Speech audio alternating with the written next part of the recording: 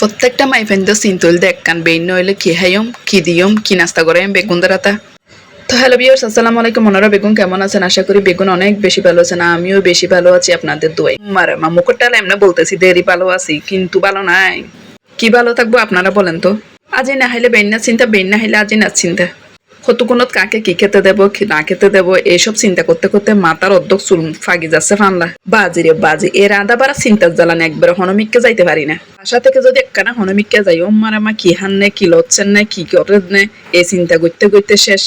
তো আমি কি করি, প্রতিদিন রাতে ঘুম যাইব সৎ, তারপর দিন সকালে কি রান্না করব, তারপর দিন সকালে কাকে কি খেতে দেব ইন চিন্তা করি মেনু রেডি করে রাখি। মা যা হচ্ছে আমার থেকে একবারে ঘুম আসতেছে না। কেলা জানেন আপনাদের ভাইয়া কালার বলি আনছে, কেলার বলি এগুলো আমার থেকে এত বেশি ভালো লাগে বলার মতো না। এই কেলার বলি পাই আমি তো একবারে কুরবাইনের গুচ্ছ পাইছি মতো হয়েছে।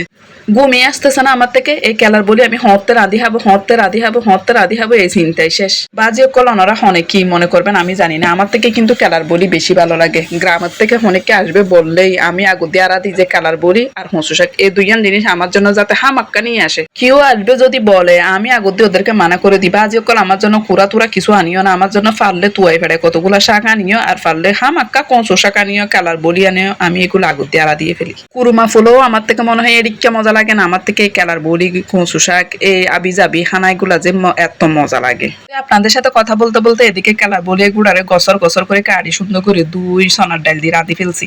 ওইখানে একটা দুইটা আবার ইসামাত দিছি, যার কারণে আপনাদের ভাইয়া খাবে না। আপনাদের ভাই ইসামাস এক ফোঁটা সহ্য করতে পারে না, বলে যে এগুলো অ্যালার্জি, তুমি তো গরু খাইতে তুমি খাও, কালার বুড়ি তেলার বুড়ি এগুলো মানুষে খায় নাকি, উল্টা আমাকে বলে দে।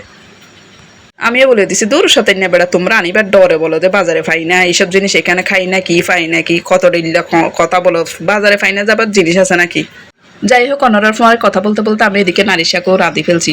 নারী শাক রান্না করছি কিন্তু ডাল দিয়ে। বোধজনে বোধভাবে খাই, আমি কিন্তু ডাল দিয়ে রান্না করছি। ডাইল মাইল আলু মালু এগুলা যদি না থাকে, ঘরে কিছু সদস্য আছে মোটেও ভাত খাবে না, এতাল্লা বলে মাক্কা হইলে ডাইল না হয় আলু এগুলো থাকতে হবে। এদিকে হচ্ছে ভাত খাওয়ার সময় আমার কাছে একটা না একটা কোনো ধরনের ভর্তা থাকতে হয়, যার কারণে আজ সুন্দর করে ঢেঁড়স ভর্তা করলাম সবুজ সবুজ করে, আর ফোঁয়ার একটু করে তিতা করালা আলু দিয়ে কুচি কুচি করে সুন্দর করে সবুজ সবুজ করে বাজি করে ফেললাম। আরো 2-3 রকমের তরকারি ছিল, আমি তো এক ফোঁড়া মোড়ও ধরি নাই। আমি এদিকে কেলার বলি দি হতে ভাত খাবো এই চিন্তা বিভোর। চিন্তা করতে করতে অন্যরকম দুইটা যখন হয়েছে কেলার বলি তেলার বলি দিয়ে ভাত খাইছি, মায় এনে কানা করে জ্বর ফুড়া যখন দেখছে, তারপরে আপনাদের ভাইয়া বলতেছে যে 2-3টা আলু সিদ্ধ করো না, আবার এদের জন্য আলু সিদ্ধ করলাম। মা আলু টালু খাই বলতেছে যে এগুলো তো কোনো রকম বৃষ্টির সময় খাইতে ভালো লাগে সেজন্য খাইলাম, এবার একটু নুডলস করো। মা তার মানে জিরা জিরি নাই এ বান্দা গুনাল্লাই বলি। যাই হোক, ভিডিওটি কেমন লাগছে আপনাদের সবাই কমেন্ট করে জানাবেন, আর ভালো লাগলে লাইক কমেন্ট শেয়ার দিয়ে পাশে থাকবেন। আল্লাহ হাফেজ।